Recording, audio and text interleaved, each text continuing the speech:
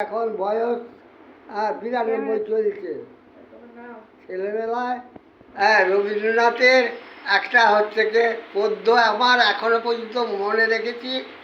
সেই পদ্যটা বলছি, আপনারা শুনুন। হ্যাঁ, আপনারা শুনেন।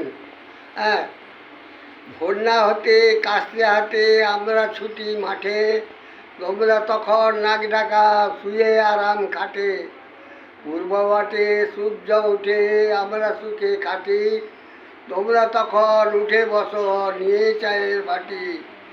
একটু রুটি একটু মাখন নইলে বসা দায়, ভোরের বায়ু প্রাণটা আমার ঠান্ডা করে যায়। জলে ভিজি রোদে পুড়ি শরীরে সবস হয়, আমার কিন্তু সর্দি কাশি নেইকো শিলক্রিয়ার ভয়।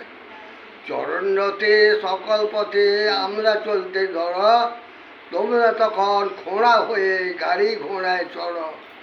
সকাল বিকাল কাজ করে বাড়ি ফিরে যাই, মোটা চালে সেরেক ভাত পেটটা ভরে খাই।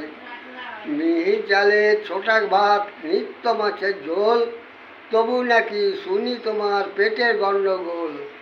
হাত পাগুলো সরু সরু পেটটা শুধু মোটা, যা কিছু হয় পেটের সেবা তাই বেড়েছে ওটা। আমার দেখো বুকের পাটা কেমন বিশাল বাহু, অসুখ বেসুখ জানি না তোমার আহা উহু। ঈশ্বর রবীন্দ্রনাথ ঠাকুর।